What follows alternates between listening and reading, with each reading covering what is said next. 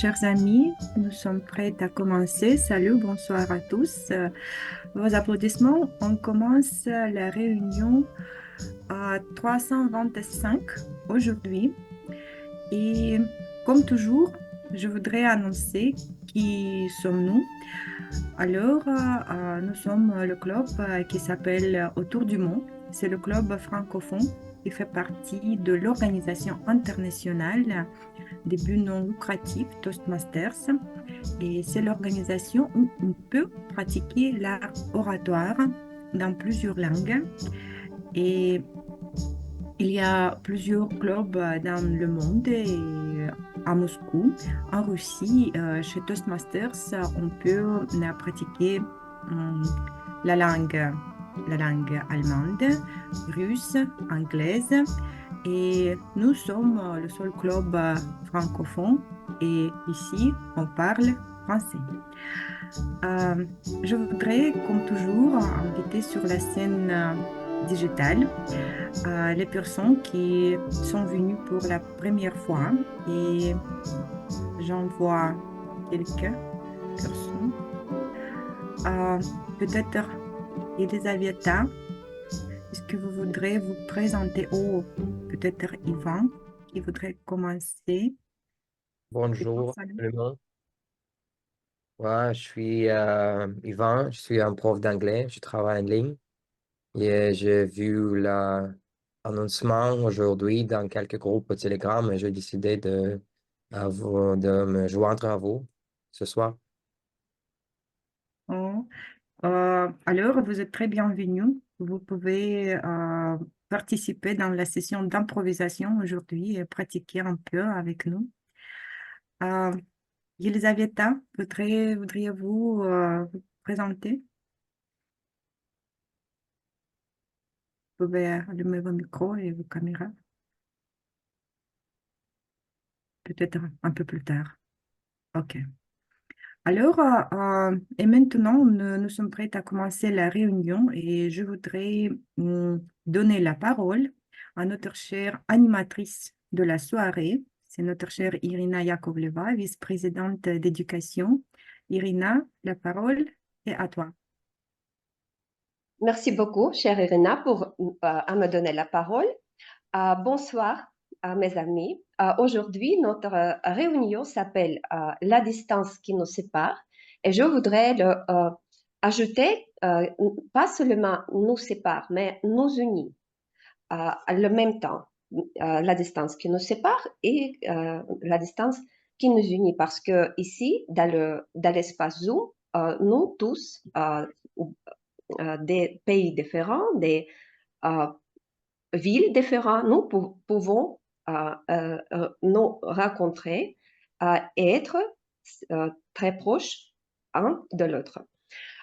Et aujourd'hui, nous avons une réunion intéressante avec deux discours préparés, mais un discours va être un discours en plein sens de cette parole. Et l'autre discours, ça sera un projet de l'évaluation d'un discours préparé. Ça sera un discours de Nastia et je vais la présenter un peu plus tard. Une distance de la session d'improvisation va séparer ces deux discours, nos deux orateurs d'aujourd'hui. Bon, et comme toujours, je voudrais présenter, au début, je voudrais présenter nos euh, rôles petits mais très importants. Le rôle de chronométreur, c'est Sacha Ouzanov, Alexandre Ouzanov, va jouer ce rôle aujourd'hui. Sacha et je, comme le gardien du temps, je voudrais te poser une question.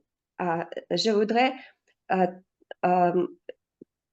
euh, partager avec toi et avec tout une pensée. Et si tu es d'accord avec cette pensée que la distance peut être surmontée, elle a été créée pour ça. Mais le temps est impitoyable. Euh, il ne peut pas être coupé comme une distance, il ne fait qu'accumuler et augmenter. Même lorsque vous parcourez la distance, le temps court plus vite que vous et nous ne pouvons pas savoir ce qu'il nous a préparé à la fin du chemin. Sacha, qu'est-ce que tu penses? Qu'est-ce qui est le plus impitoyable, la distance ou le temps? Merci beaucoup, Irina, pour cette question. Qu'est-ce que c'est impitoyable? Sans pitié. Sans pitié, tu sais, Pitié, je tu ne sais pas cette verbe. pitié, не милосердный, Ah, безжалостный. j'ai compris. Je Ага. pense que Euh, la distance n'est pas impitoyable, le temps, il est impitoyable si nous ne sommes pas prêts pour le temps. Parce qu'il faut bien savoir que le temps va finir un jour ou un autre dès le début. Mais si tu fais les efforts lors de ta distance, tu pourrais avoir beaucoup plus de temps au final, ou peut-être tu pourrais faire le pause si les efforts ont été faits et tu as prévu quelque chose. C'est pourquoi on peut bien contrôler le temps. Et le temps, c'est aussi la mesure de distance. Et si nous respectons le temps aussi fait le même avec nous, donc quelques respect à nous et pas très impitoyable avec nous. Oui, et je peux bien expliquer mon rôle maintenant. Bon, très bien dit, comme le chronométreur qui toujours respecte le temps.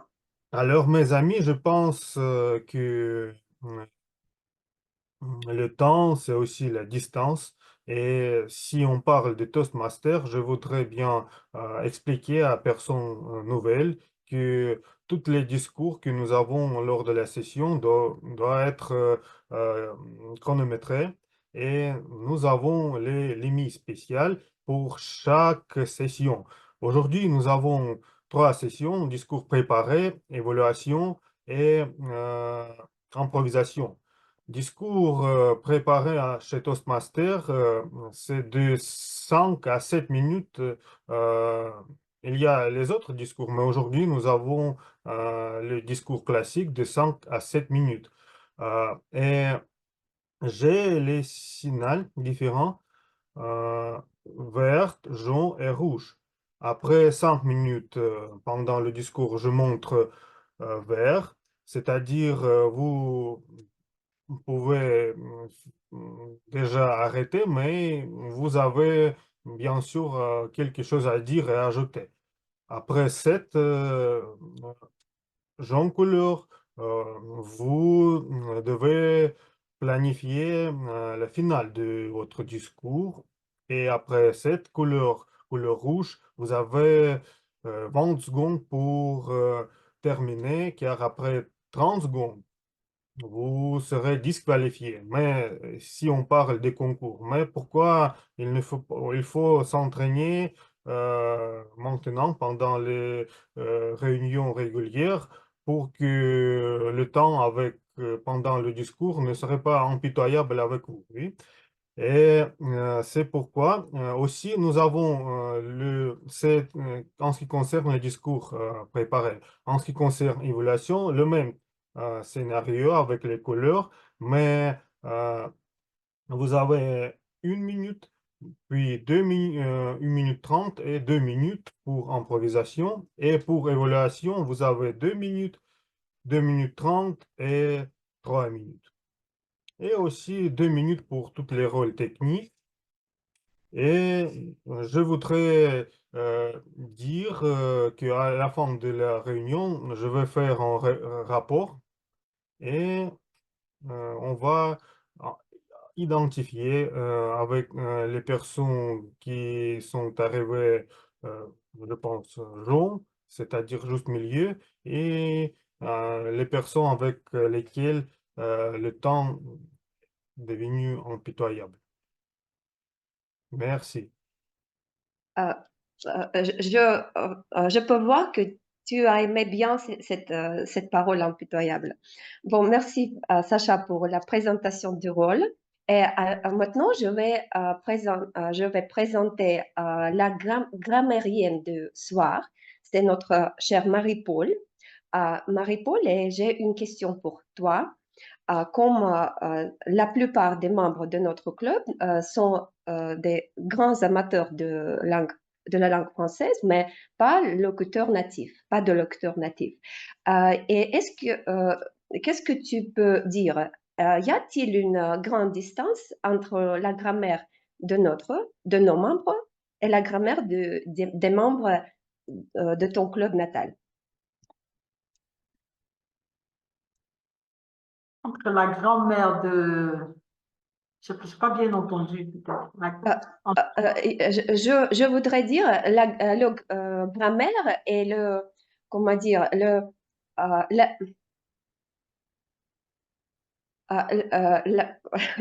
ne sais. Si nous exprimons nos idées correctement, y a-t-il une grande distance entre notre langue française et la langue française des membres de ton club natal? Non, parce que bon, déjà, ce que je peux dire, c'est que déjà, nous parlons tous, enfin, je veux dire, c'est le français qui nous réunit. Et donc, il n'y a pas une différence. Peut-être qu'il peut y avoir ce que moi j'appellerais même des lapsus, des petites erreurs grammaticales, mais il n'y a pas le français, il y a des règles à respecter au niveau de la grammaire. Donc, ce qui nous rapproche ici, justement, c'est la langue française. Donc, je ne pense pas qu'il y ait une grande différence entre... moi, c'est le français que je parle, qui est la langue officielle hein, dans mon pays, et donc du club auquel j'appartiens. Il n'y a pas de différence. Et justement, en tant que grammairienne, je suis là aujourd'hui pour corriger les erreurs que peuvent aussi faire autant ceux qui ont le français comme langue que des personnes qui n'ont pas le français comme langue d'origine. Non. Donc, il n'y a pas de différence. C'est ce qui nous rapproche, finalement. Merci beaucoup pour la réponse. Et alors, tu peux présenter le rôle. D'accord. Voilà. Alors, aujourd'hui, comme je vous l'avais annoncé, je suis la grammairienne. Et en cette qualité, je vais relever toutes les mauvaises prononciations, toutes les fautes de grammaire, justement, les mauvaises utilisations de mots, les non-concordances de ton, les incohérences de style, toutes les fautes qui pourraient, on va dire, entacher un peu notre grammaire. Et en retour, bien évidemment, je vais proposer de meilleures expressions, de meilleurs langages. Aujourd'hui, comme mot du jour, je propose une expression qui est être sur la même longueur d'onde. Ça veut tout simplement dire être d'accord, se comprendre parfaitement et être en phase. Donc, en exemple, je dirais que nous sommes tous sur la même longueur d'onde, raison pour laquelle nous appartenons à Toastmasters. Nous sommes là pour améliorer notre communication et développer notre leadership. Donc, on est en phase, on est sur la même longueur d'onde. Donc, j'invite tout le monde à utiliser cette expression au cours de notre rencontre. Et à la fin, je reviendrai pour vous faire part de mon rapport. Donc, j'ai voulu être laconique. Donc, je vais écrire l'expression du jour que je rappelle qui est être sur la même longueur d'onde, qui veut dire être d'accord. Donc, si tout le monde est sur la même longueur d'onde que moi, je vous invite à regarder le chat pour voir, pour revoir le mot du jour et vraiment à l'utiliser à foison. Voilà. Merci beaucoup, Marie-Paul.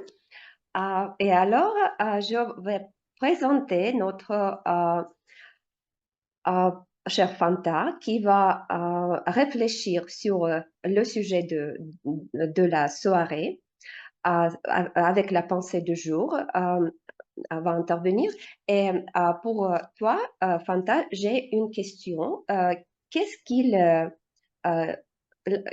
la distance signifie pour toi? C'est justement une quantité physique ou quelque chose de plus?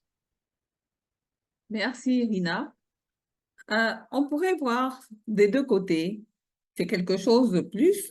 Ça peut être aussi la distance. Tout dépend de ce qu'on veut y mettre. Mais en général, si on veut tenir compte des règles qui existent, c'est plutôt la distance et c'est une mesure qu'on devrait faire. Par exemple, actuellement, Irina se trouve en Russie et moi, je suis en Côte d'Ivoire. Il y a une certaine distance qui nous sépare, qu'on va chiffrer en kilomètres, même en milliers de kilomètres. Parce que je pense qu'il doit y avoir au moins 6000 kilomètres entre la Russie et la Côte d'Ivoire. C'est ce que je pense. Autrement, on peut avoir la distance entre des personnes qui s'aiment et pour qui il y a une séparation. Ça, c'est un autre type de distance émotionnelle. Donc, pour moi, il y a les deux, l'émotionnel et la distance physique. Merci. Merci beaucoup. Je crois que nous sommes sur la même longueur de l'onde ici. Ah bon, et ta pensée de jour? Merci. La distance est un test d'amour et ceux qui réussissent en sortent plus forts. La distance n'affecte pas les liens, même si on est éloigné pour longtemps. Que faut-il faire et comment le faire? Mais il faut entretenir les liens et aujourd'hui, cela est chose aisée grâce à la magie des ondes qui nous permet justement de communiquer, de nous voir, de nous parler, soit de façon individuelle, de personne à personne, ou alors comme maintenant, nous sommes sur le Zoom à plusieurs en train d'échanger. Et les réseaux sociaux sont alors arrivés pour abolir la distance qu'il y a et aussi l'éloignement et nous permettre d'être réunis. Il suffit juste d'avoir pour cela un téléphone, un ordinateur, une bonne connexion et nous voici ensemble réunis. On ne pourra plus parler là de distance, non? À la limite, je pourrais vous toucher en tendant mon doigt sur l'écran. Vous n'êtes pas loin de moi, même si nous sommes certains, pour certains, au moins à des dizaines ou à des milliers de kilomètres. Nous faisons ainsi de nouveaux amis et sur des continents où peut-être nous ne mettrons jamais les pieds, des pays où nous n'irons peut-être jamais non plus. La distance n'existe plus et nous sommes sur la même longueur d'onde, quelles que soient les langues. Nous avons des traducteurs et nous pouvons échanger, nous comprendre. Un autre anonyme nous dit la distance n'est qu'un obstacle temporaire pour ceux qui s'aiment réellement. Et l'amour qui lie les Toastmasters est un amour qui va en grandissant, car nous apprenons à nous connaître, à nous apprécier, et nous avons plaisir à nous retrouver chaque vendredi autour du mot. Nous sommes toujours sur la même longueur d'onde, avec des sujets qui nous permettent de nous abonner. Et cela, je dis merci pour le temps que vous m'avez accordé, Madame l'animatrice. Merci beaucoup, c'est une pure poésie, ton pensée de jour. Et l'autre l'autre participant de notre session va être Emmanuel, notre cher secrétaire. Il va intervenir avec une blague de jour. Et j'ai une question aussi pour toi, Emmanuel. Je sais que tu as vécu un certain temps dans la Russie et tu peux comparer le sens de l'humour chez les Russes et chez les Ivoiriens. Qu'est-ce que tu penses? Y a-t-il une distance grande entre le sens de l'humour des Russes et Ivoiriens? Est-il facile de comprendre une blague russe à ivoirienne et vice-versa? Merci Irina pour cette belle question. Je m'étais pas encore posé cette question-là en réalité, mais je pense que les deux humours sont un peu différentes parce que l'humour en Russie touche beaucoup plus le quotidien des Russes. Les humoristes, pour faire rire les Russes, utilisent les événements ou bien les moments intéressants qui sont beaucoup vécus en Russie, alors que les humoristes ivoiriens utilisent beaucoup plus de moments et d'événements rigolotes qui sont ici à notre niveau. Mais pour des personnes qui ont vécu ou soit en Russie ou soit en Côte d'Ivoire, qui ont quand même passé certains temps, peuvent comprendre. Mais comme ça, à première vue, à première occasion, ça peut être difficile. Merci beaucoup. Et alors, avec plaisir, nous écoutons ta blague. Alors, j'aimerais partager avec vous cette petite histoire pour décontracter l'atmosphère. Cette histoire se passe dans un château en ruine pendant Halloween. Il y a un guide qui fait la visite de son château à un groupe de touristes. Et parmi les touristes, il y a une dame qui a un peu peur, qui est toute tremblotante. Elle s'approche du guide et elle dit au guide, Monsieur le guide, j'ai peur. Le guide lui demande, mais pourquoi vous avez peur? Il y a rien d'effrayant dans le château. Elle dit, oui, mais on m'a dit que dans ce château-là, il y a des fantômes dans ce château qui se promènent. Le guide lui répond alors, ne vous inquiétez pas, vous savez, moi, je vis ici depuis 600 ans, j'ai jamais vu de fantômes errer dans ce château. Merci. Merci beaucoup. Je crois que cette blague peut être également comprise par les Ivoiriens et les Russes. Bon, et alors, nous suivons notre soirée avec notre session des discours préparés et je vais présenter notre orateur, Hector, de l'autre club, mais si proche de notre. Et Hector, bonsoir. Ton discours s'appelle 400 mètres. Pour ne pas regarder en avant trop, oui, je voudrais savoir qu'est-ce qu'il signifie cette distance pour toi, 400 mètres. Ah, mais tu es très, très curieuse au sujet de mon discours, je crois, parce que 400 mètres, c'est une mesure de distance, et il peut être une mesure impitoyable. Mais de ça, je veux parler pendant mon discours. Autre mot du jour impitoyable, je vois. Bon, alors, je voudrais dire que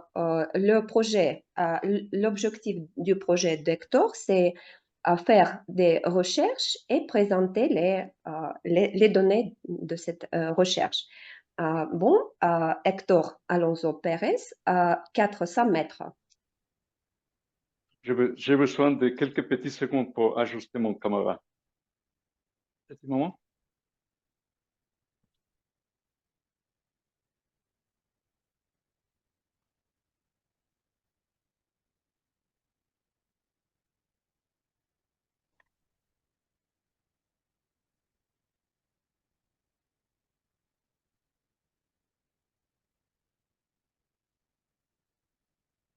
Est-ce que vous m'entendez bien? Oui, très bien. Chers amis, est-ce qu'il y a des amateurs de l'athlétisme parmi vous?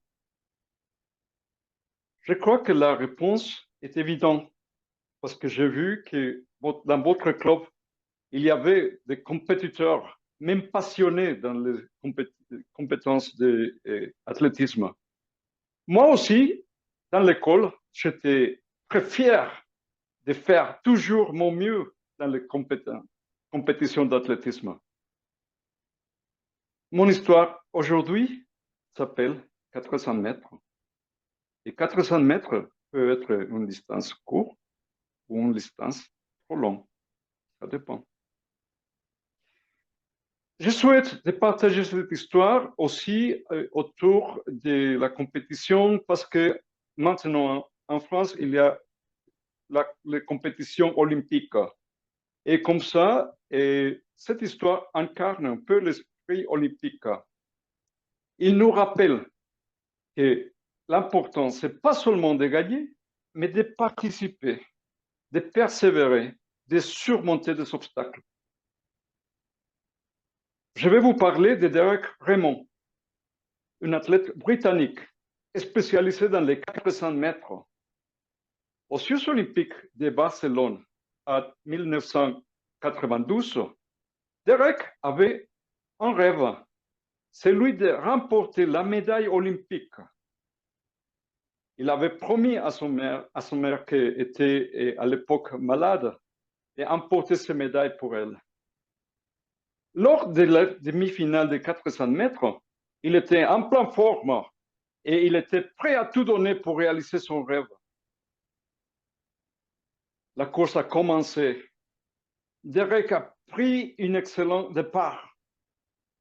Mais à mi-chemin, le destin a décidé de mettre son courage à l'épreuve. Derek a ressenti une douleur à la jambe gauche. Soudainement, il s'effondrait sur la piste. Son tendon d'Achille déchiré. Les médecins se sont précipités vers lui, mais Derek avait une autre idée en tête. Il s'est relevé, le visage tordu de douleur, et commençait à boiter vers la ligne d'arrivée. La foule, d'abord choquée, a commencé à l'encourager. Mais Derek était sur le point de recevoir une aide inattendue. Depuis la tribune, son père, Jim Raymond, a forcé les barrières de sécurité et a couru sur la piste pour rejoindre son fils. Jim a dépassé les barrières et il a passé son bras autour de son fils et tous les deux commençaient à parcourir ces derniers mètres vers la ligne finale. Le stade entier s'est levé pour les applaudir. Derek et son père ont franchi ensemble, main en main, la ligne, symbolisant pas seulement la persévérance et le courage, mais aussi l'amour et le soutien familial. Derek n'a pas emporté la médaille d'or ce jour-là, mais il a gagné quelque chose de plus admirable. Il a gagné le respect du monde entier. Cette histoire, mes amis, est un témoignage poignant de l'esprit olympique. Elle nous enseigne que peu importe les défis que nous rencontrons, ce qui compte vraiment, c'est notre détermination à continuer, notre capacité à nous relever après une chute et l'importance du soutien de ceux qui nous aiment. Les Jeux olympiques ne sont pas seulement une compétition sportive, ils sont une célébration de l'humanité, de notre capacité à surmonter l'adversité, à nous unir dans la poursuite de nos rêves. Que ce soit sur la piste, dans notre carrière professionnelle ou dans notre vie, nous pouvons tout puiser dans l'esprit olympique pour surmonter nos propres obstacles. Alors, chers amis, la prochaine fois que vous vous sentez découragé ou confronté à un obstacle insurmontable, souvenez-vous de cette histoire de Derek Raymond et de son parcours héroïque, séjour en Barcelone. Puisez dans cette histoire l'inspiration et la force nécessaires pour continuer à avancer, quoi que ce soit.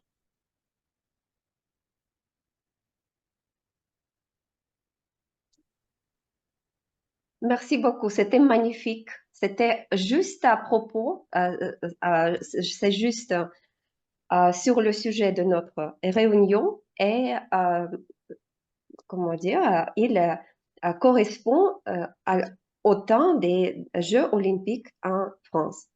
Merci beaucoup, cher Hector. Alors, j'annonce la session des improvisations où tous les participants, tous les invités peuvent participer. Daniel va mener cette session, Daniel Zakharov. Daniel, pour toi, j'ai une question sur la distance la plus éloignée que tu aies pu parcourir dans ta vie. Qu'est-ce qu'elle, la distance la plus éloignée? C'est une très bonne question.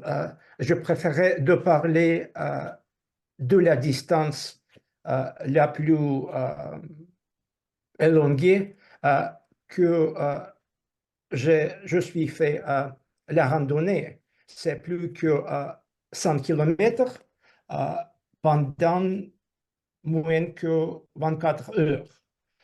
C'était après le Noël russe en janvier dans les régions de Moscou et de Tver. De l'expérience dernière, il était environ 0 degré. Je suis allé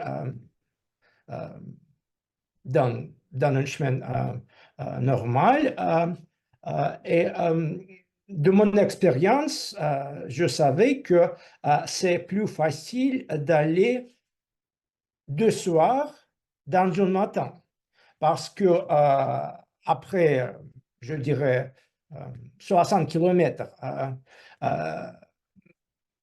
il n'y a pas assez de force, mais le temps du matin, tu aiderais de continuer. C'était la marche de Chakhovskaya à Argev. Merci, ça impressionne beaucoup. Et alors, tu peux présenter la session des improvisations. La parole est à toi. Le thème de notre réunion ce soir est la distance. C'est pourquoi la session des improvisations sera consacrée à les distances aussi. Je voudrais partager mon écran. Et voilà.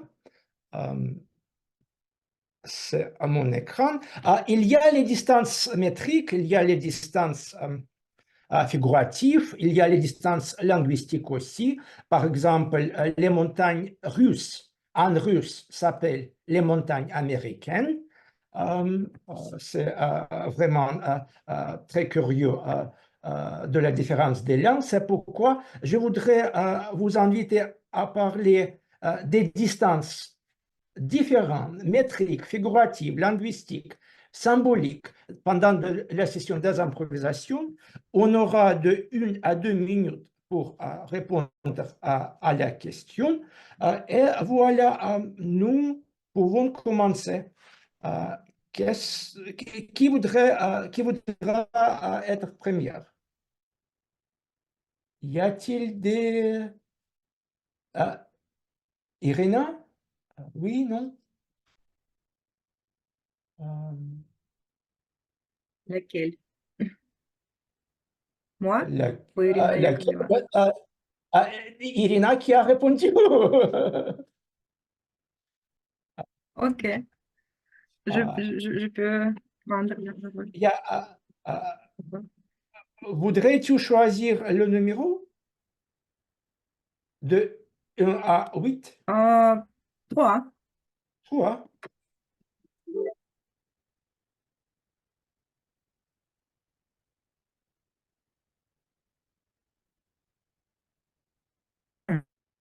Décrivez la distance entre l'amitié et la camaraderie.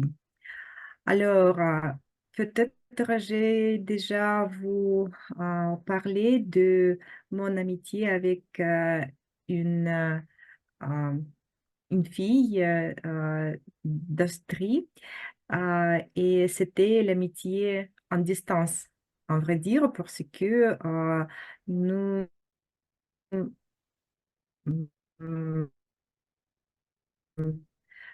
n'avions pas de gadgets et il n'y avait pas d'Internet mm, euh, comme pour utiliser et pour écrire les lettres. C'est pourquoi c'était les lettres alors réelles.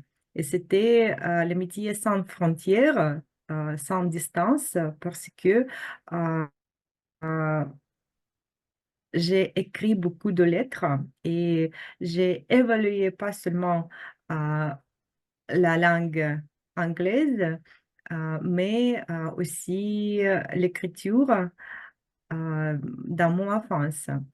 Et dans quelques années, nous avons rencontré et nous avons discuté tout ce que ce n'était pas possible de d'écrire dans les lettres. Et je crois que c'est un exemple, c'est un bon exemple que l'amitié peut exister et nous étions pas seulement des amitiés à la poste, mais aussi des amis en vraie vie. Merci Daniel, j'ai dit. Merci beaucoup, chère Irina, pour cette réponse vraiment dithyrambique. Maintenant, je voudrais continuer avec la session des improvisations. Puis-je inviter Yvan, notre visiteur peut-être? Ça va. Bienvenue Yvan. Vous avez cette question disponible de 1 à 8 sauf 3. Quel numéro voudriez-vous choisir? Numéro 7. Numéro 7. Et voilà. Vous avez de 1 à 2 minutes pour répondre à cette question. Oui, ok. Franchement, je n'ai jamais pensé de cette distance entre le respect et la confiance. Je pense que c'est deux mots positifs. Et peut-être l'amour ne peut pas exister sans d'autres. Parce que s'il y a le respect et il y a la confiance aussi pour moi. Oui, c'est très difficile pour moi à dire peut-être quelque chose d'autre. Il y a les personnes qui je respecte euh, dans le monde entier, je veux dire dans les personnes publiques, qui peut-être les orateurs très talentueux, très doués. Et quand on parle, je peux dire que je fais de la confiance. Euh, ouais, je sais pas, cette question est très difficile pour moi. Oui, je sais pas quelque chose d'autre de dire ici.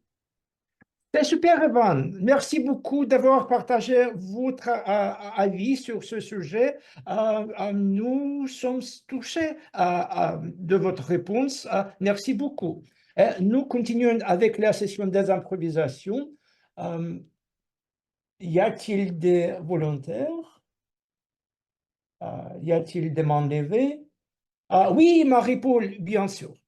Marie-Paul, les questions 1, 2, 4, 5, 6 ou 8? 8. 8. Un petit moment. Et voilà.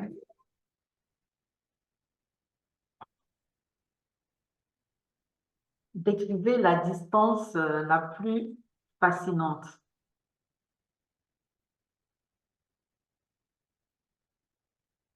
La distance, pour moi, la plus fascinante, en même temps, c'est peut-être de pouvoir être présentement proche et malheureusement, je vais dire, physiquement, on est proche, mais moralement, émotionnellement, on est éloigné. Bon, fascinant, c'est plus positif, mais moi, je ne, j'en perds même, mais une distance plus fascinante serait un peu ça, c'est-à-dire que d'être plus proche sur le plan physique, mais d'être éloigné sur le plan moral. Maintenant, si je prends une distance plus fascinante sur du côté positif, serait une distance, mais qui finalement ne l'est pas. Comme vous parlez, par exemple, moi je suis au Brésil, mais on arrive à se parler parce que finalement, ce n'est plus une distance, puisqu'on arrive à se parler à travers, on va dire, la magie de la communication. Donc, c'est plutôt cette distance-là qui est passionnante et qui est fascinante. Je pense que j'ai trouvé. Donc, la distance la plus fascinante, c'est cette distance qui s'est faite à travers la magie de la technologie qui nous permet de nous parler, quel que soit là où on se trouve, de l'autre côté du monde, dans tous les continents, on peut se parler, on peut faire des réunions ensemble. Donc, voilà, je ne vois pas le chronomètre pour l'épingler, mais je pense que ça, c'est absolument incroyable. Et j'essaierai même sur la même longueur d'onde que ceux qui disent que finalement, le plus important, c'est pas d'être séparé sur le plan physique, mais c'est d'être toujours en contact, d'être toujours proche dans la communication. Voilà, monsieur l'animateur des improvisations. Merci beaucoup, cher Marie-Paul, d'avoir souligné le trésor de notre communication malgré aucune distance. Et nous encore avons 5 questions. Nous pouvons continuer avec notre session des improvisations. Oui, Anastasie, il y a 5 questions, 1, 2, 4, 5 ou 6. Numéro 5. Numéro 5. Un petit moment. Et voilà. Décrivez la distance entre le théâtre et le cinéma. Alors, à mon avis, la distance entre le théâtre et le cinéma est assez grande parce que ce sont 2 genres différents. Donc, le cinéma, pour moi, c'est plutôt le divertissement, mais il y a quand même des exceptions parce qu'il y a beaucoup de genres et il y a des gens qui vont au cinéma pour se divertir, mais il y a aussi les films documentaires, les films historiques, les drames et tout ça. Et chez nous, chez Autour du Monde, nous, de temps en temps, nous allons au cinéma et nous regardons aussi les films non seulement pour le divertissement, mais aussi pour apprendre la langue française, la langue anglaise ou réfléchir. Et le théâtre, c'est plutôt l'art. Le cinéma, c'est l'art aussi, mais pour moi, le théâtre, c'est l'art plus soutenu, l'art plus élevé. Et c'est pas le divertissement pour tous, mais c'est quelque chose de la culture, quelque chose qui nous permet de nous plonger dans la culture d'un pays. Par exemple, si on va au théâtre à Paris ou à Moscou. Donc voilà, et je donne la parole à meneur de la session d'improvisation. Merci beaucoup, chère Anastasie, de cette réponse. Et si vous voudrez jouer au théâtre, la session des improvisations chez Autour du Mot est un des meilleurs moyens pour vous à pratiquer. Y a-t-il des volontaires à continuer la session des improvisations, peut-être? Y a-t-il des mains levées? Oui, ma main est levée. Ah oui, Fanta, bien sûr. Le numéro 2. Numéro 2.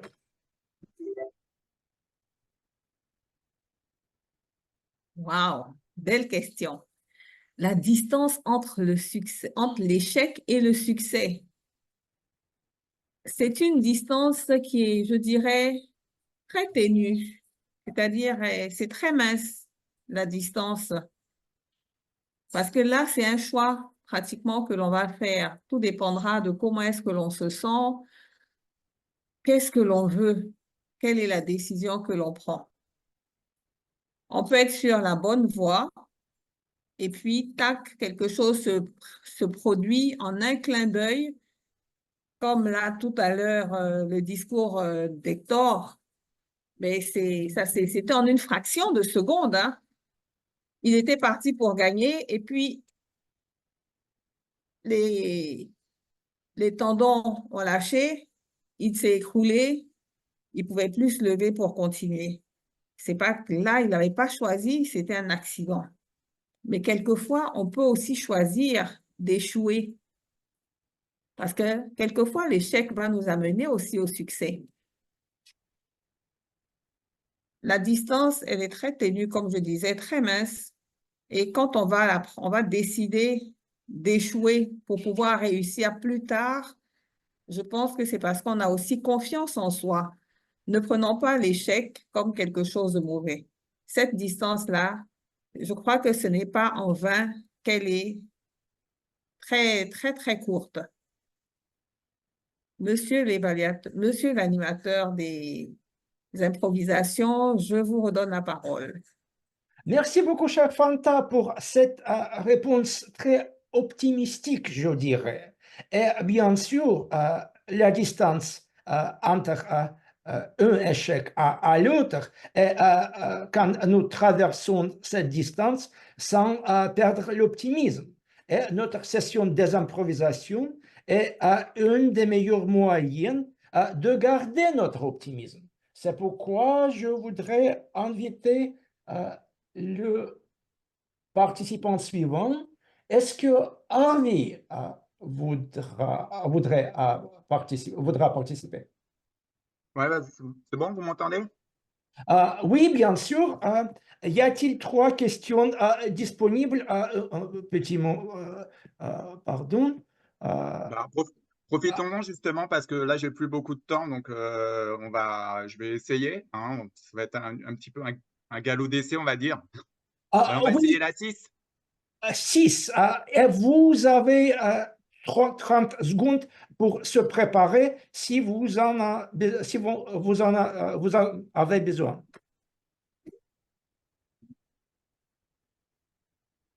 Décrivez la distance entre la Terre et la Lune. Alors, en fait, tout à l'heure, quand on a parlé de distance, moi, j'ai tout de suite pensé à ça, en fait. Pensé à la distance un peu intergalactique, hein, parce que c'est quand même quelque chose d'absolument assez fascinant, l'immensité spatiale. Et personnellement, j'ai toujours trouvé que c'était quelque chose qui, quelque part, nous transcendait totalement, parce que je crois qu'on n'arrive pas en fait, à concevoir l'immensité de tout l'univers, parce que nous ne sommes finalement que des petites choses, si je puis me permettre. Et c'est vrai que la distance entre la Terre et la Lune, c'est absolument extraordinaire. Quand on y pense, on peut penser que la différence, par exemple, entre l'ouest de la Russie et Vladivostok, c'est rien à côté, quoi. Donc, non, vraiment, ça fait partie un petit peu de l'inaccessible, de tout cet univers qu'on pourra jamais toucher du doigt. Voilà. Parce que quelque part, peut-être comme nous sommes des humains, nous sommes à échelle humaine, je dirais, quelque part, et ça, c'est l'échelle un peu intergalactique. Ouais, j'aurais rien d'autre à ajouter. Merci beaucoup, J'ai Hervé. essayé de faire de mon mieux. Merci beaucoup, Hervé, d'avoir exprimé vos avis sur cette question. Naturellement, c'est la fonction de la vue. Je vous remercie de votre réponse. Je vous souhaite une bonne soirée. Bien sûr. Parce que je dois y aller. Voilà. Et bon, bah, merci de vous avoir entendu. C'était très instructif. Voilà. Je vous souhaite une bonne soirée. À vous aussi. Merci beaucoup. Merci. Nous continuons avec la session des improvisations. Y a-t-il quelqu'un d'autre qui voudra prendre une question?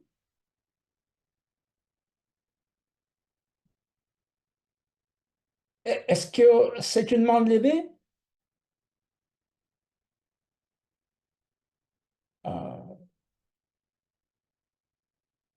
Peut-être. Est-ce que Alex est disponible pour la session des improvisations? Alex? Est-ce que vous êtes avec nous? Peut-être pas à ce moment-là. Irina, puis-je t'inviter? Oui, avec plaisir. J'accepte l'invitation. Ah, je vois que Jeannette a... Oh, Jeannette. Jeannette et après ça, Irina, si ça marche. Jeannette, 1 ou 4? Jeannette? Mon micro était fermé. J'ai dit 4. 4. Oui.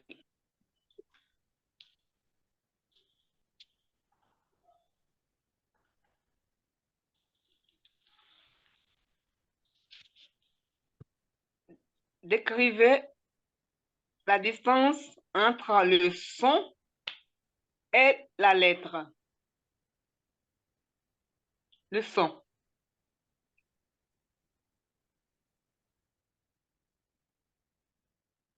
La lettre et le son. Le son s'exprime. La lettre écrit. Lorsqu'on entend le son, nous avons la possibilité de l'exprimer sur une feuille blanche, c'est-à-dire qu'on fait les lettres. On écrit ce qu'on a entendu par le son. Je pense que les deux se suivent, c'est-à-dire le son et après la lettre. Aussi, nous pouvons avoir la lettre et l'exprimer en son. Je peux dire que la distance, c'est une distance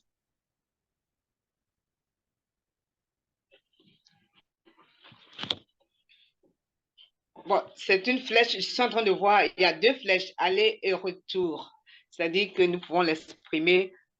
Nous avons un son, nous l'exprimons en écrivant, ou bien nous avons la lettre et nous exprimons par le son. Alors, je veux dire que la distance, on peut dire qu'on ne peut pas mesurer cette distance. Voilà ce que je peux dire.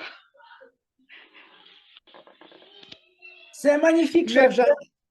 Merci beaucoup d'avoir souligné que la pensée écrite avec les lettres et la pensée matérialisée. Bien sûr, je vous remercie de votre participation. Et maintenant, Irina, c'est la question pour toi. Numéro 1, bien sûr. Décrivez la distance la plus familière. Je crois que la distance la plus familière pour chacun de nous, c'est la distance entre nous et notre maison. Nous pouvons être différents coincés de cette planète, mais chaque fois que nous pensons à notre maison, cette distance devient plus et plus courte parce que la maison est toujours dans notre cœur. Et je crois que Si nous nous éloignons de la maison, nous, toujours, tout le temps, nous devons garder quelque chose qui garde cet esprit autour de nous. C'est tout ce que je voulais dire sur ce sujet. Cette distance peut être très longue physiquement, mais vraiment, c'est bien court. Merci beaucoup pour la question. Merci beaucoup, chère Irina, pour cette réponse de la distance familière. Et ce que je voudrais faire maintenant est faire une petite sommation de tous les discours que nous avons eus. Je dirais que tous les participants et toutes les participantes étaient sur la même longueur de l'onde parce que nous partageons les mêmes valeurs, les valeurs d'autour du monde. Et ce qui concerne l'ordre des participants, Irina Vysepkova a commencé avec ses avis sur le sujet d'amitié et camaraderie. Ivan a continué avec sa réponse de respect et confiance. Marie-Paul a partagé ses avis sur le sujet de la distance la plus fascinante. Anastasia a exprimé ses vues sur le théâtre et cinéma. Fanta a expliqué quelle est la distance entre l'échec et le succès. Hervé nous a dit sur le sujet de la distance entre la Terre et la Lune. Jeannette nous a expliqué la différence entre le son et la lettre. Et à la fin, Irina nous a partagé avec nous ses avis sur le sujet de la distance la plus familière. Maintenant, je partage le lien à voter dans le chat pour le meilleur orateur ou la meilleure oratrice. Je vous invite à voter et avec ça, je fais la fin de la session des improvisations et je rends la parole à Irina, notre animatrice de la soirée. Merci beaucoup, cher Daniel. C'était bien, c'était une distance bien intéressante, distance entre la session des discours préparés et la session des évaluations. Et avant, juste un peu avant de la session d'évaluation officielle, je voudrais présenter notre oratrice et évaluatrice en même temps, Anastasia, qui va évaluer le discours d'Hector. Nastia, j'ai une question pour toi aussi. Quand tu es loin de ta maison, qu'est-ce que te manque le plus? Est-ce que vous m'entendez? Oui, très bien. Il me semble que j'ai eu un problème technique. Alors, je suis prête. Est-ce que tu as entendu ma question? Non. Ah, bon, je la répète. Quand tu es loin de la maison, qu'est-ce qui te manque le plus? Alors, c'est une question assez compliquée parce que j'ai eu l'expérience d'être loin de la maison quand j'ai vécu en France il y a 8 ans. Et je pense que presque rien ne manquait, sauf peut-être des personnes les plus proches, quelques amis, ma maman, quelques parents éloignés, mais au niveau de mon entourage, j'ai pris tout chez moi.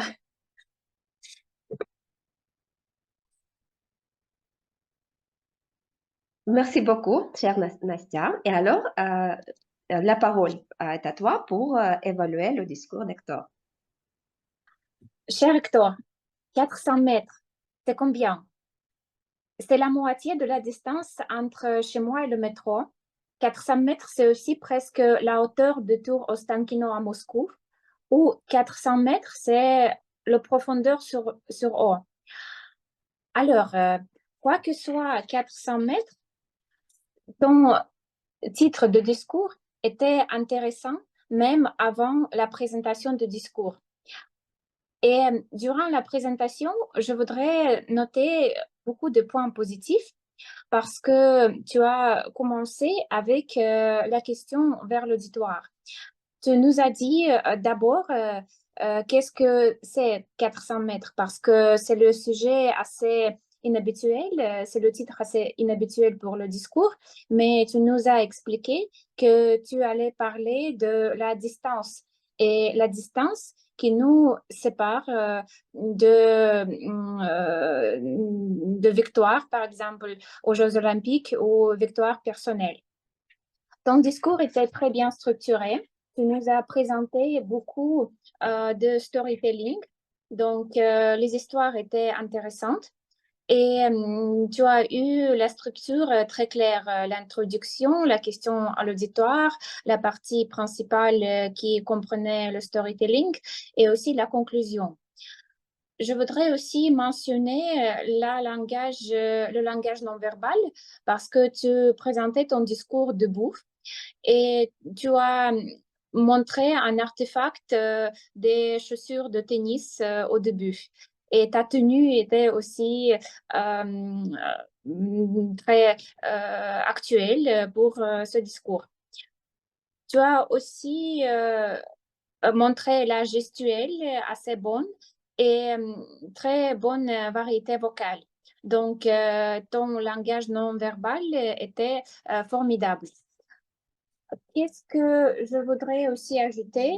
L'objectif de projet était de revoir des méthodes de base pour la recherche. C'était fait, mais je pense que pour ce projet, il a fallu mieux peut-être préparer plus de chiffres ou même montrer des diapositives. Mais la recherche qui était dans le projet, tu l'as fait parce que tu as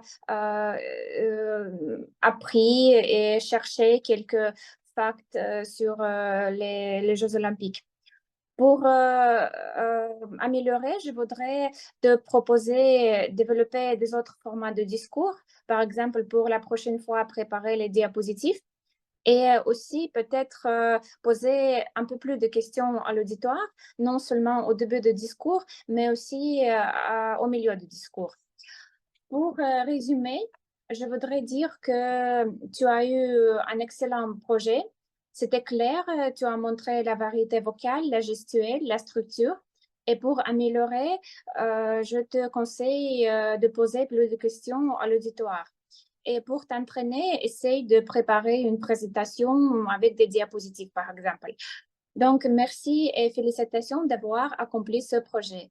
Je donne la parole à Irina. Merci beaucoup, chère Nastia. C'était bien structuré, bien utile, je crois, pour Hector, ton évaluation. Et maintenant, je voudrais annoncer la partie de la session de l'évaluation officielle à notre évaluatrice générale ce soir, et notre présidente, Irina. Irina, une question pour toi avant de commencer. Nous savons tous que tu vis comment dire, pardon, que tu n'habites pas dans la ville de Moscou, mais tu vis assez loin de nous, dans la ville de Tcheboksary, oui.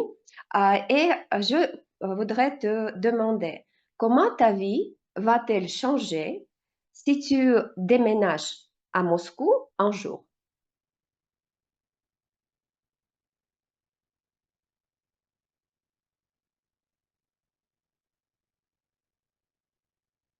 Je crois que Irina a déjà commencé à Irina, déménager. est-ce que tu peux poser ta question encore une fois parce que j'avais Oh, des soucis techniques. Bien sûr. Comment ta vie va-t-elle changer si un jour tu déménages à Moscou? Ah, alors, en vrai dire, j'habitais à Moscou et c'était une période très longue. C'est pourquoi j'imagine comment, euh, comment vivre à Moscou. C'est la vie dithyrambique, dynamique, époustouflante, rocambolesque, mais avec des années qui passent, je crois que c'est la vie pour les gens, pour les personnes, pour les étudiants, euh, pour ceux qui voudraient alors, avoir beaucoup d'amis ou aller au café, restaurant, bar, etc. Peut-être, mais je préfère la vie un peu plus timide et pas très dynamique.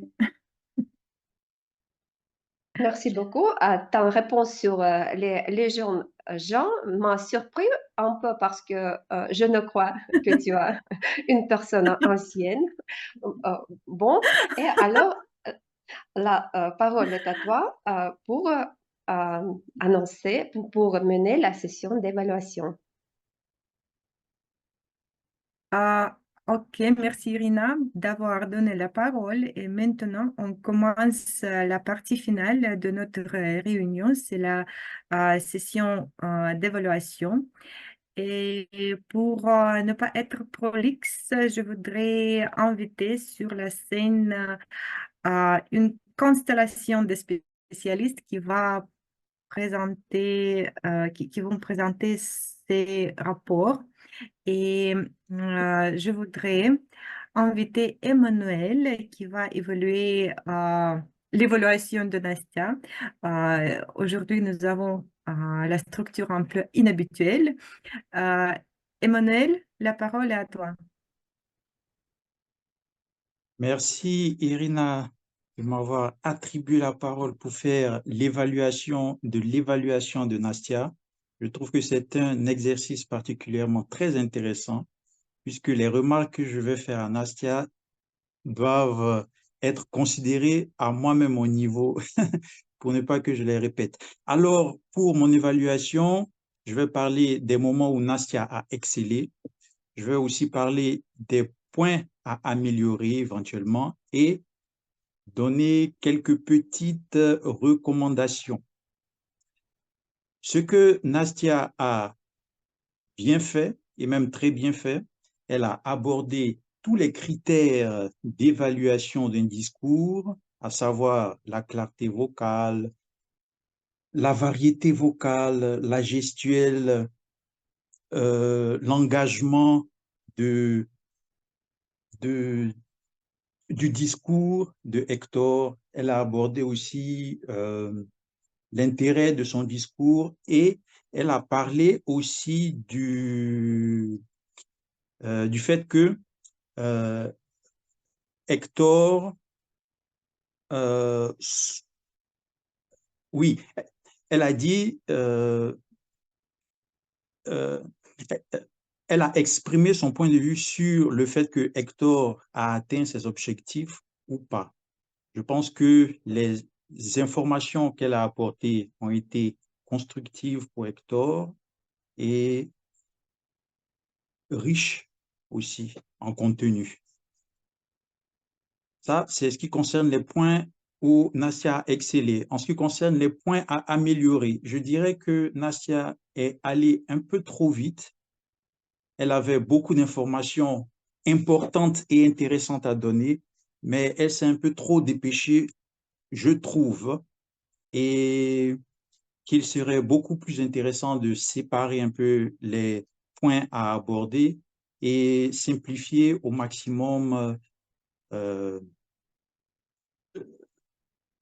les, euh, les critères qui ont été remarqués à corriger. Comme recommandation, je n'ai pas grande recommandation parce que Nassia est une oratrice expérimentée, mais je lui recommanderais surtout de encore mieux organiser et séparer les différents points à aborder lors de ces évaluations et de parler des moments les plus importants séparément. Sur ce dernier point, j'aimerais féliciter Nastia qui a excellé encore une fois dans une nouvelle évaluation qu'elle a faite et je souhaite une bonne continuation. Merci. Merci, Emmanuel. Je crois que nous sommes sur la même longueur d'onde, que tu as bien fait ton rapport et présenté les points forts et a donné des recommandations. Merci. Et maintenant, on passe à notre experte, c'est notre chère grammarienne Marie-Paul. Et Marie-Paul, la parole à toi. Merci. Alors, moi, je suis très contente, hein, j'ai noté de très belles expressions et on est tout à fait sur la même longueur d'onde, même si ça n'a pas été trop employé comme je le voulais. Par contre, j'ai noté que le mot impitoyable a été beaucoup employé. Je me suis donc exercée à chercher la définition pour tout le monde. Donc, impitoyable qui veut dire ce qui est cruel, hein, ce qui est cruel, sans pitié. J'ai noté un mot comme s'abonir, qui veut dire devenir bon. Tremblotant, qui veut dire qui tremble. De très belles expressions aussi que j'ai notées, comme capacité à surmonter les obstacles, parcours héroïque, juste à propos, quelque chose qui vient juste à propos, c'est quelque chose qui vient de façon, je vais dire, bien fondée, qui vient au bon moment. Dithyrambique, ça veut dire très élogieux, c'est un mot que j'ai noté aussi. Fascinant, qui veut dire charmant. Optimisme, c'est le sentiment de quelque chose qui va s'améliorer. Transcender, ça veut dire dépasser, se situer au-delà de. Et puis, j'ai noté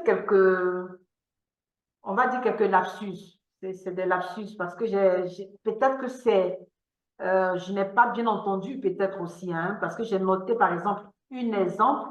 En fait, on dit un exemple, c'est masculin. J'ai noté un témoignage, c'est un témoignage. Le profondeur, c'est la profondeur. Ça peut être des lapsus, peut-être que je n'ai pas bien noté. Planifier la finale, c'est planifier la fin. Et voilà. Maintenant, bon, comme contribution, j'ai reçu son mère, c'est la mère. Excellent départ. Une excellent départ, c'est un excellent départ, c'est masculin. Symbolisant. Donc, voilà un peu ce que j'ai noté. Donc, le mot du jour, qui est être sur la même longueur d'onde, a été prononcé 6 fois. Voilà, je pense que je vais m'arrêter là. Donc, je vous invite comme recommandation à vraiment vous approprier l'expression du jour qui est être sur la même longueur d'onde. Ça peut être long à dire, mais ça ne signifie que être d'accord sur quelque chose. Quand on est sur la même longueur d'onde que quelqu'un, ça veut dire qu'on est d'accord avec ce que la personne dit, tout simplement. Donc, amusez-vous à l'utiliser souvent, ou plutôt de dire, ah Marie-Paul, je suis d'accord avec toi, dites plutôt, ah mais je suis sur la même longueur d'onde que toi. Donc voilà, je m'arrête là pour mon rapport. Merci beaucoup Marie-Paul pour être laconique. Et je suis sur la même longueur d'onde que beaucoup de personnes aimaient un peu taillable et à utiliser plus de temps.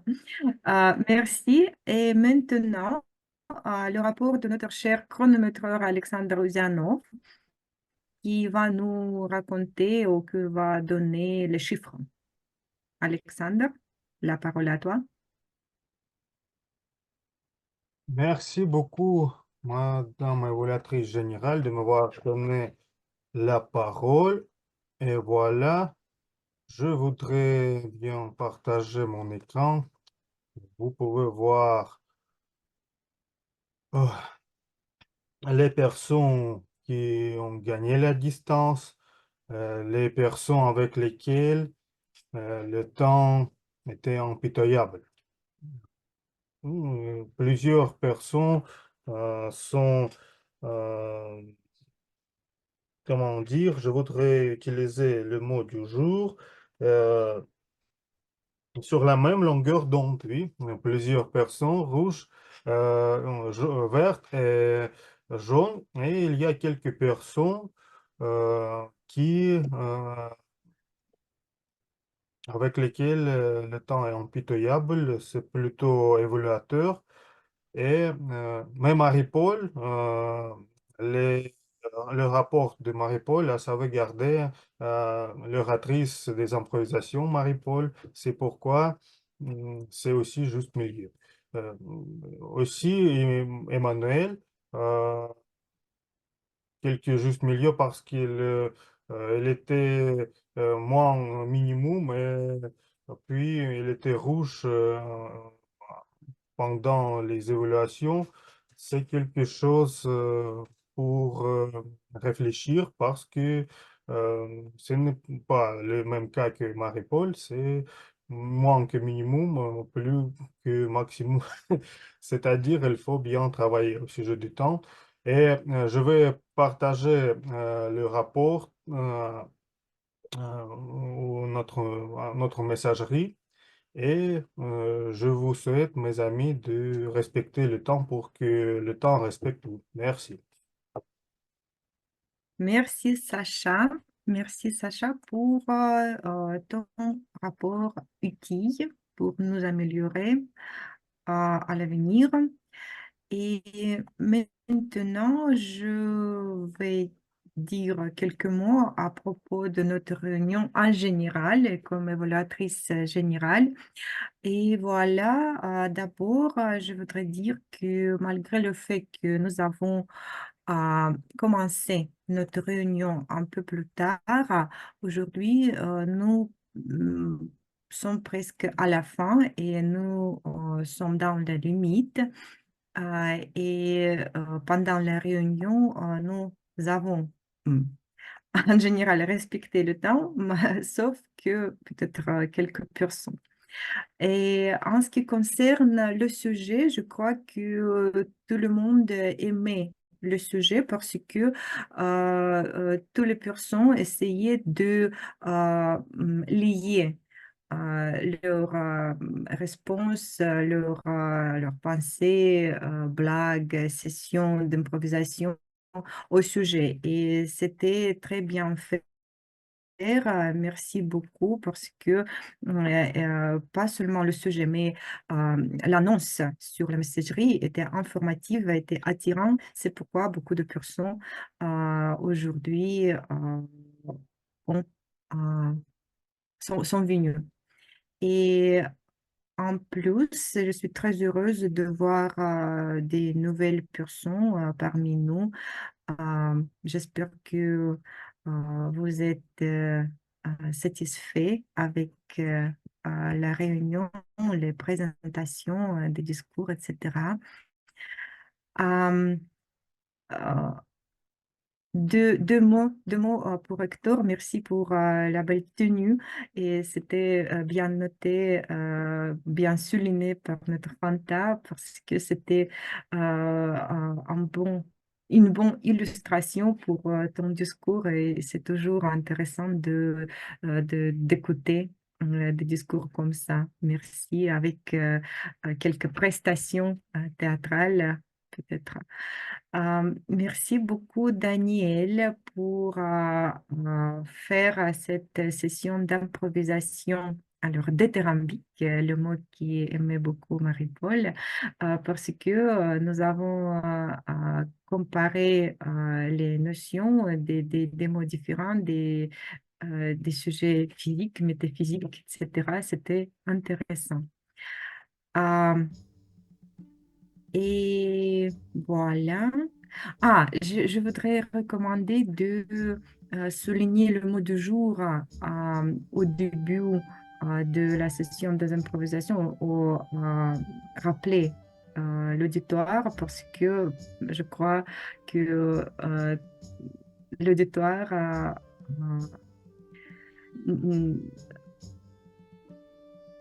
a oublié le mot du jour pendant la session d'improvisation.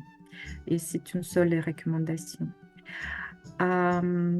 Et je crois que c'est tout. Et merci tout le monde pour faire cette réunion complète et rocambolesque. Je voudrais donner la parole à Irina et après prendre la parole. Oui? Et après, je la retourne à toi. Parce que je n'ai pas beaucoup de choses à dire. Tu as dit beaucoup de choses tu as, comment dire, souligné tous les moments essentiels de la réunion. Je voudrais dire merci à tous les participants, à tous les vraiment, Irina a dit, tous les participants qui ont lié leurs prestations au sujet de notre réunion. Alors, je retourne la parole à toi. Merci. Et en tant que présidente du club, c'est moi qui annonce le gagnant ou la gagnante de la session d'improvisation. Et voilà, aujourd'hui, préparez vos mains, s'il vous plaît. Vos applaudissements à notre gagnante, c'est Marie-Paul. Marie-Paul, félicitations, félicitations. Tu as gagné la session d'improvisation aujourd'hui. Peut-être tu as quelque chose à dire et tu pourrais partager tes émotions. Non, mais tout simplement dire merci, et c'est toujours un plaisir pour moi de participer aux réunions du club autour du mot, donc je suis tout à fait contente. Et aujourd'hui, je comprends que la distance n'est que peut-être physique, mais ça ne compte pas vraiment parce que on se parle, ça fait plus de combien de mois que maintenant je participe aux réunions de votre club, et donc c'est pour moi tout à fait un moyen de rapprochement. Je veux dire, on ne s'est jamais vu physiquement, mais tous les vendredis on est ensemble, donc on est plus proche que jamais, et sur la même longueur d'onde aussi. Donc je suis contente, merci. Merci Marie-Paul pour une belle prestation. Et alors la partie officielle est finie. On est prêt à clôturer notre réunion 325 et le micro est libre si vous voulez quelque chose nous raconter ou dire.